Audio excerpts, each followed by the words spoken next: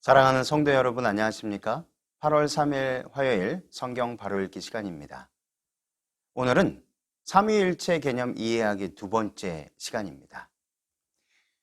아버지 하나님 여호와는 어떤 분이십니까? 삼위 여호와 하나님 중에 한 위는 아버지 여호와 하나님으로 계시된 것을 저번 시간에 신명기 32장 6절에서 확인할 수 있었습니다. 예수께서 세상에 오셔서 아버지라고 부르신 분이 구약에서는 여호와라고만 하였습니다. 여호와 삼위를 원래부터 아버지, 아들, 성령이라고 구분했는지 우리는 모릅니다. 성경은 우리가 하나님의 오묘를 능히 알 수 없다고 하였습니다. 욥기 11장 7절에 내가 하나님의 오묘를 어찌 능히 측량하며 전능자를 어찌 능히 온전히 알겠느냐. 신명기 29장 29절에 오묘한 일은 우리 하나님 여호와께 속하였거니와 나타난 일은 영구히 우리와 우리 자손에게 속하였나니 이는 우리로 이 율법의 모든 말씀을 행하게 하심이니라. 이 피조물인 사람 우리는 창조주 하나님의 오묘를 다 모릅니다. 창조주께서 나타내 주신 것만 알 뿐입니다. 그런데 어떻게 나타내지 않은 것을 알겠습니까? 성경은 하나님을 숨은 하나님이라고 고백하였습니다. 이사야 45장 15절에 구원자 이스라엘의 하나님이여 진실로 주는 스스로 숨어 계시는 하나님이시니이다. 하나님께서 사람들에게 자신을 계시하지 않으면 사람들은 하나님을 모릅니다. 그래서 나타내 주지 않은 것은 숨어 계시는 하나님이라고 기록한 것입니다. 잠언 25장 2절에 이를 숨기는 것이 하나님의 영화라고 기록되어 있습니다. 예수님에 대해서도 계시록은 자기 외에는 아는 자가 없는 이름이 있다고 말했습니다. 이런 표현들은 성경의 하나님 여호와에 대하여 피조물인 사람들이 결코 다 알 수 없다는 것을 계시한 것입니다.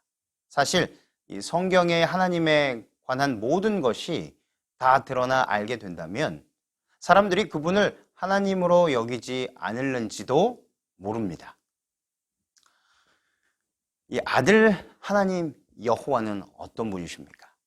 삼위일체 여호와 하나님의 또 한 위는 말씀 하나님이십니다. 우리가 너무도 잘 아는 요한복음 1장 1절에 태초에 계신 말씀이 하나님이시라고 분명히 계시하였습니다.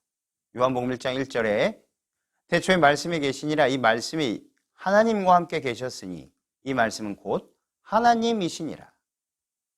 이 말씀은 육신이 되신 하나님이십니다. 요한복음 1장 14절입니다. 말씀이 육신이 되어 우리 가운데 거하심에 우리가 그 영광을 보니 아버지의 독생자의 영광이요 은혜와 진리가 충만하더라. 이분이 예수 그리스도로 계시된 분이십니다. 예수님은 자신을 하나님의 아들이라고 친히 말씀하셨습니다. 마태복음에서 삼위를 기록하면서 아버지와 아들과 성령이라는 차례로 썼기 때문에 그것이 마치 서열인 것처럼 생각하는 것 같습니다. 그럴 수밖에 없는 사실을 마치 서열을 정한 것처럼 오해하지 않았으면 좋겠습니다. 성경은 기록할 때 이 삼위의 차례를 항상 꼭 같은 차례로 기록하지 않았습니다. 말씀 하나님은 구약 성경에서 여호와의 사자로 계시되신 하나님이십니다. 여호와의 사자에 여호와의 이름이 있습니다. 출애굽기 23장 20절로 21절에 내가 사자를 내 앞에 보내어 길에서 너를 보호하여 너로 내가 예비한 곳에 이르게 하리니 너희는 삼가 그 목소리를 청종하고 그를 노엽게 하지 말라. 그가 너희 허물을 사하지 아니할 것은 내 이름이 그에게 있음이니라. 여호와의 사자에게 여호와의 이름이 있다고 말씀한 구절입니다. 이것은 그 여호와의 사자도 여호와라는 뜻입니다.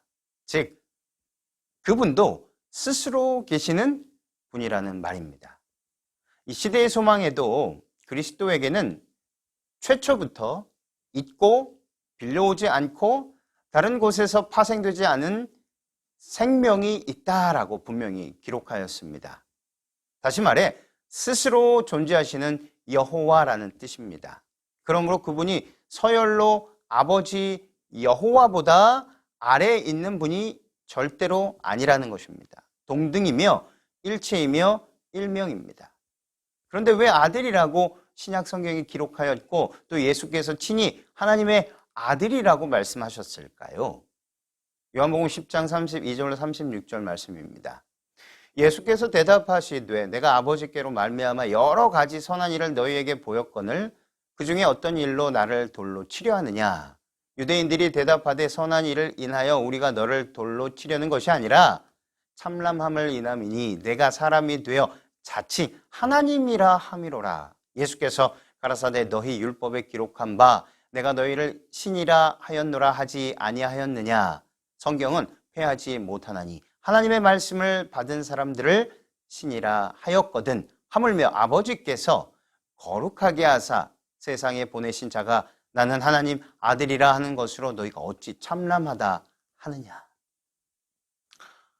예수님께서 세상에 오시기 전에는 예수님도 영존하시는 아버지라고 성경은 계시합니다. 시편 9장 6절에 이는 한 아기가 우리에게 낳고 한 아들을 우리에게 주신 바 되었는데 그 어깨에는 정사를 메었고 그 이름은 기묘자라 모사라 전능하신 하나님이라 영존하시는 아버지라 평강의 왕이라 할 것임이라. 아들로 오신 그분의 원래 신분은 영존하시는 아버지이심을 분명히 계시한 말씀입니다. 영존하신 아버지는 영원하신 아버지라는 말과 같은 말입니다. 물론 원어로 영존하신이라는 단어가 울람이 아닙니다. 구약 성경에서 영원하다라고 번역된 대부분이 히브리어 올람입니다. 그런데 여기는 아드로 번역하였습니다. 올람과 같은 뜻입니다.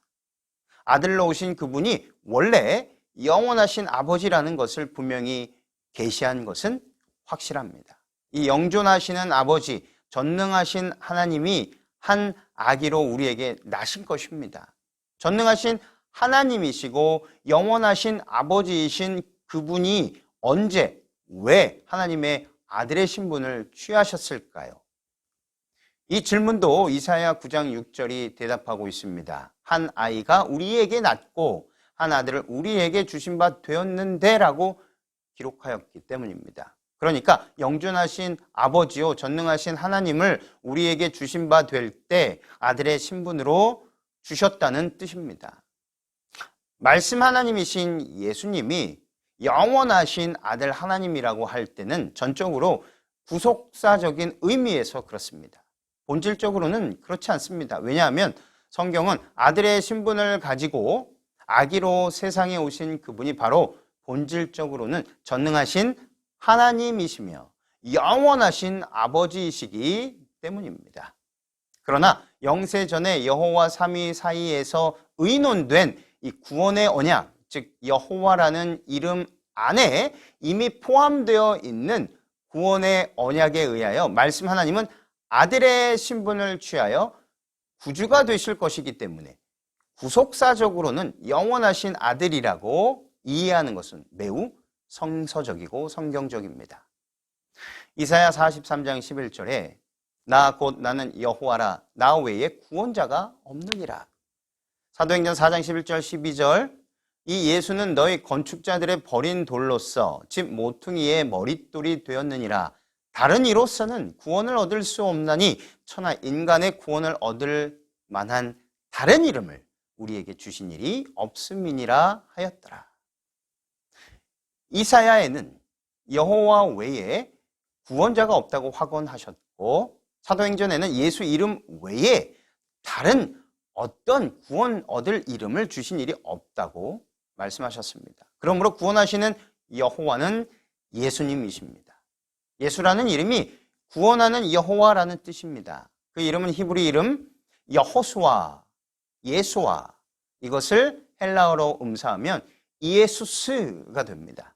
이 여호수아는 여호와는 구원이라는 뜻입니다. 구약의 모세의 후계자 여호수아나 포로에서 돌아온 후에 대제사장 여호수아는 그 이름이 구주 예수님의 표상적인 사람이기 때문에 여호와는 구원이라고 풀이하는 것이 옳습니다. 그러나 예수님에게는 구원하시는 여호와라고 풀이해야 합니다. 왜냐하면 그분은 참으로 구원하시는 여호와이시기 때문입니다. 이 여호와 이름이 기념하는 것 4가지를 말하면서 생명과 구원의 주로서의 기념에서 그 이름 자체에 구원의 약속이 들어있다는 것을 말했습니다. 그런 의미에서 말씀 하나님이 영원한 아들이라고 하는 것은 틀리지 않았습니다. 그러나 본질적으로는 그분도 전능하신 하나님이시고 영원하신 아버지라는 것입니다. 아버지라는 것은 창조주이시며 생명을 주신 분이라는 의미입니다. 그러므로 삼위일명 여호와는 다 영원하신 아버지가 되신다고 이해해도 잘못된 것이 아닐 것입니다. 그래서 바울은 이런 모든 것을 다 영감과 계시로 깨닫고 이렇게 기록하였습니다. 빌립보서 2장 6절로 7절에 그는 근본 하나님의 본체시나 하나님과 동등됨을 취할 것으로 여기지 아니하시고 오히려 자기를 비어 종의 형체를 가져 사람들과 같이 되었고 히브리서 1장 2절로 3절에 이 모든 날 마지막에 아들로 우리에게 말씀하셨으니 이 아들을 만유의 후사로 세우시고 또 저로 말미암아 모든 세계를 지으셨느니라. 이는 하나님의 영광의 광채시요 그 본체의 형상이니라. 그의 능력의 말씀으로 만물을 붙드시며 죄를 정결케 하는 일을 하시고 높은 곳에 계신 위엄의 우편에 앉으셨느니라. 우리가 예수님을 하나님의 아들이라고 말할 때에는 이런 사실을 고백하는 것입니다. 하나님의 아들이라는 이름에는 구속의 복음이 들어 있습니다. 그가 원래 하나님의 아들이기 때문에 하나님의 아들이라고 하는 것이 아닙니다. 그는 영존하시는 아버지이시지만 우리를 구원하기 위하여 우리에게 주신 바 될 때에 아들의 신분을 자원하여 취하신 것입니다. 그것을 하나님과 동등됨을 취할 것으로 여기지 아니하시고 라는 표현으로 계시하신 것입니다. 하나님의 아들이라는 이름은 얼마나 감격적인 이름입니까? 얼마나 감사한 이름입니까?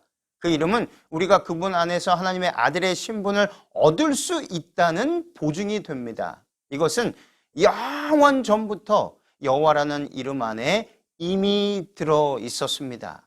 에베소서 1장 4절로 5절에 곧 창세 전에 그리스도 안에서 우리를 택하사 우리로 사랑 안에서 그 앞에 거룩하고 흠이 없게 하시려고 그 기쁘신 뜻대로 우리를 예정하사 예수 그리스도로 말미암아 자기의 아들들이 되게 하셨으니 예수를 믿는 사람들은 예수께서 하나님의 아들의 신분을 취하셨기 때문에 그분 안에서 하나님의 아들의 신분을 얻을 수 있게 되었습니다. 만일 예수께서 하나님의 아들의 신분을 취하지 않았으면 우리도 하나님의 아들의 신분을 얻을 수 없었습니다. 예수님 안에서 이런 신분을 얻는 것은 창세 전에 이미 삼위일체, 삼위일명 여호와 안에 포함되어 있었다는 사실입니다. 이것이 사람이 사망의 존재가 되었을 때 구원의 도리로 계시되었습니다. 아담도 말씀 하나님 안에서 하나님의 아들이 된 것입니다. 이것은 창세 전에 이미 그렇게 예정되어 있었던 것입니다. 그러므로 에베소서의 이 구절을 예정론에 적용하는 것은 오해입니다. 시편 2편에 오늘날 너를 낳았다는 말이 있는데 이 말씀을 어떻게 이해해야 하겠습니까?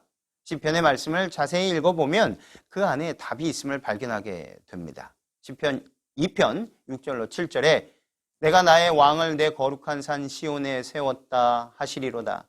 내가 영을 전하노라. 여호와께서 내게 이르시되 너는 내 아들이라. 오늘날 내가 너를 낳았도다. 이 말씀을 유의해서 읽어보면 여호와께서 이미 존재하고 있는 내게 영을 전하노라 라고 하시면서 너는 내 아들이라. 오늘날 내가 너를 낳았다고 하신 것입니다. 오늘날 내가 너를 낳았다고 하기 전에 이미 그 말을 듣는 내가 존재하고 있는 상태에서 그 존재하고 있는 내게 이 말을 한 것입니다. 만일 하나님의 아들이 아버지 하나님이 낳기 전에 있었다면 하나님이 그 존재를 낳은 것이 아닙니다. 그는 이미 존재하고 있었고 그가 왕의 직임을 맡은 것을 오늘 내가 너를 낳았다라고 표현한 것뿐입니다. 그러므로 이 문장에서 너는 내 아들이라 오늘날 내가 너를 낳았다라고 한 것은 그가 시온에서 왕으로 즉위한 것을 뜻하는 말입니다. 그뿐 아니라 이것은 예언으로서 예수께서 부활하시고 대제사장으로 취임하실 것을 예언한 말씀입니다. 사도행전 13장 33절에 곧 하나님이 예수를 일으키사 우리 자녀들에게 이 약속을 이루게 하셨다 함이라. 시편 둘째 편에 기록한 바와 같이 너는 내 아들이라 오늘 너를 낳았다 하셨고, 시편 둘째 편에 하신 예언이 예수님을 일으키사 약속을 이루게 하는 것이라고 분명히 언급하였습니다. 일으키다라는 말 아니스케미는 죽음에서 일으키사라는 뜻입니다. 히브리서 5장 5절에 또한 이와 같이 그리스도께서 대제사장 되심도 스스로 영광을 취하심이 아니요 오직 말씀하신 이가 저더러 이르시되 너는 내 아들이니 오늘날 내가 너를 낳았다 하셨고, 이 말씀은 예수님의 대제사장 되심을 예언한 것이 시편 2편 7절이라고 분명하게 설명하고 있는 것입니다. 예수님이 대제사장으로 봉사하려면 부활하셔서 승천하셔야만 합니다. 예수님이 대제사장이 되셨다는 말은 그분이 부활 승천하셨다는 뜻입니다. 사도행전 13장 33절 말씀과 서로 보완하는 말씀입니다. 그러므로 시편 2편 7절을 가지고 예수님은 아버지 하나님께서 나아서 존재하게 된 것처럼 해석하는 것은 본문 구절을 자세히 읽지 않고 이미 자기 생각으로 결론을 내려놓고 그 구절을 자기 결론에 꿰어 맞춘 것에 불과하다는 것입니다. 우리는 성경을 유의해서 읽어야 하고 본문에 충실해야 합니다. 자기 생각을 증명하기 위하여 본문과 본문의 참뜻과 다르게 꿰어 맞추는 설명은 절대적으로 배제되어야 한다는 것입니다. 구약 성경을 읽으면 여호와 하나님에 대하여 아버지 여호와와 남편 여호와가 있는 것을 보게 됩니다. 신명기 32장 6절에 우매무지한 백성아 여호와께 이같이 보답하느냐 그는 너를 얻으신 너의 아버지가 아니시냐 너를 지으시고 세우셨도다. 이사야 63장 16절에 주는 우리 아버지시라 아브라함은 우리를 모르고 이스라엘은 우리를 인정치 아니할지라도 여호와여 주는 우리의 아버지시라 상고부터 주의 이름을 우리의 구속자라 하셨거늘. 이사야 64장 8절에 그러나 여호와여 주는 우리 아버지시니이다. 우리는 진흙이요 주는 토기장이시니 우리는 다 주의 손으로 지으신 것이라. 예레미야 3장 4절에 내가 이제부터는 내게 부르짖기를 나의 아버지여 아버지는 나의 소시의 애호자시오니. 예레미야 3장 19절에 내가 스스로 말하기를 내가 어떻게 하든지 너를 자녀 중에 두며 허다한 나라 중에 아름다운 산업인 이 낙토를 내게 주리라 하였고 내가 다시 말하기를 너희가 나를 나의 아버지라 하고 나를 떠나지 말 것이니라 하였노라. 말라기 2장 10절에 우리는 한 아버지를 가지지 아니하였느냐 한 하나님의 지으신 바가 아니냐 어찌하여 우리 각 사람이 자기 형제에게 괴사를 행하여 우리 열조의 언약을 욕되게 하느냐. 여호와 하나님을 아버지로 계시한 말씀이 6번 나옵니다. 이것은 한글 개역 성경에서 찾은 것을 말합니다. 그런데 여호와 하나님을 남편으로 계시한 말씀이 또 있습니다. 남편이라는 계시도 6번 나옵니다. 이사야 54장 5절에 이는 너를 지으신 자는 내 남편이시라 그 이름은 만군의 여호와이시며 내 구속자는 이스라엘의 거룩한 자시라 온 세상의 하나님이라 칭함을 받으실 것이며. 예레미야 3장 14절에 나 여호와가 말하노라 배역한 자식들아 돌아오라 나는 너희 남편임이니라 내가 너희를 성읍에서 하나와 족속 중에서 둘을 택하여 시온으로 데려오겠고. 예레미야 3장 20절에 그런데 이스라엘 족속아 마치 아내가 그 남편을 속이고 떠남같이 너희가 정령이 나를 속였느니라 여호와의 말이니라. 예레미야 31장 32절 나 여호와가 말하노라 이 언약은 내가 그들의 열조의 손을 잡고 애굽 땅에서 인도하여 내던 날에 세운 것과 같지 아니할 것은 내가 그들의 남편이 되었어도 그들이 내 언약을 파하였음이니라. 호세아 2장 16절 여호와께서 이르시되 그날에 내가 나를 내 남편이라 일컫고 다시는 내 바알이라 일컫지 아니하리라. 호세아 2장 19절 20절 내가 내게 장가들어 영원히 살되 의와 공변됨과 은총과 긍휼이 여김으로 내게 장가들며 진실함으로 내게 장가들리니 내가 여호와를 알리라. 구약 성경에 이런 계시적 표현을 신약 성경으로 해석하면 아버지 여호와와 남편 여호와가 누구신지 분명해집니다. 신약 성경에는 예수께서 아버지라고 부르시고 우리에게 하늘에 계신 우리 아버지라고 가르쳐 주신 그 아버지 하나님은 항상 아버지 하나님으로 계시하십니다. 그러나 교회의 남편으로 계시되신 분은 예수 그리스도이십니다. 신약 성경에서 예수님을 아버지라고 소개한 곳은 없습니다. 예수께서 자원하여 하나님의 아들의 신분을 취하셨기 때문에 신약 성경에서 예수님은 교회의 남편으로 계시하시는 것입니다. 이 두 사실에 의하여 구약 성경에 아버지 여호와로 계시된 분은 신약 성경에 예수께서 아버지라고 부르시고 사람들에게 아버지 하나님으로 소개한 바로 그 아버지 하나님 여호와이심을 분명히 알 수 있습니다. 또 구약 성경에 이스라엘의 남편 여호와로 계시된 분은 신약 성경에 교회의 남편으로 계시된 예수님, 곧 말씀 하나님 여호와가 분명합니다. 남편 여호와 하나님은 근본적으로는 전능하신 하나님이시며 영존하시는 아버지, 바로 그분이십니다. 그분은 스스로 하나님의 아들의 신분을 취하심으로 아버지의 신분을 양보하신 것이라고 생각할 수 있습니다. 예수께서 자기를 비워 종의 형체를 가지시고 사람과 같이 되셨을 때 이 모든 것을 비우신 것입니다. 우리가 상상할 수 없는 자기 부인이고 겸손이 아니겠습니까? 예수님의 아들 되심은 이런 모든 것을 함축해서 표현한 계시적 신분입니다. 예수님이 이렇게 하셨기 때문에 우리도 그분 안에서 하나님의 아들의 신분을 얻게 된 것입니다. 예수님이 하나님의 아들이라는 칭호를 취하신 것은 구속적 복음의 칭호임을 우리에게 알려주고 있습니다. 조직 신학은 예수님을 영원한 아들이라고 가르칩니다. 원래부터 아들이라는 뜻입니다. 증언에도 예수님을 그렇게 표현했습니다. 그러나 우리는 이런 표현들을 대할 때에 성경의 원리에 합당하게 이해하는 것이 중요합니다. 아버지, 아들, 이런 표현은 사람의 언어와 사람 사이의 관계를 전제하고 하는 표현입니다. 아들은 아버지께로부터 존재와 생명을 부여받아야만 합니다. 그것이 아들이라는 일반적인 의미입니다. 그런데 예수님은 아무에게서도 받지 아니한 자기 자신의 고유한 생명을 가지신 자존자이십니다. 그러므로 부자 관계로서의 아들이 될 수 없습니다. 하나님과 예수님의 관계를 이런 관계로 이해하면 예수님은 하나님에 의하여 존재하게 된 분이 되고 마는 것입니다. 그런데 성경은 그렇게 가르치는 것이 아니라 그분도 여호와라고 분명히 가르치고 있는 것입니다. 그렇다면 예수님은 생명과 존재를 아버지 하나님으로부터 받은 것이 아닙니다. 만약 그렇게 받았다면 그분은 여호와가 될 수 없기 때문입니다. 오늘은 삼위일체 개념 이해하기 두 번째 시간으로 아버지 여호와 하나님과 아들 여호와 하나님에 관하여 살펴보았습니다.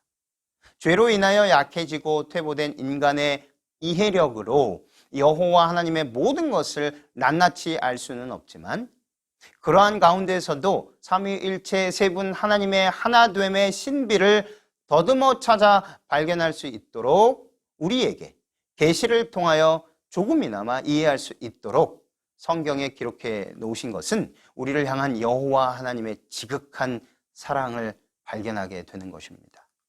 다음 이 시간에는 삼위일체 세 번째 시간으로 성령 여호와 하나님에 관하여 살펴보도록 하겠습니다.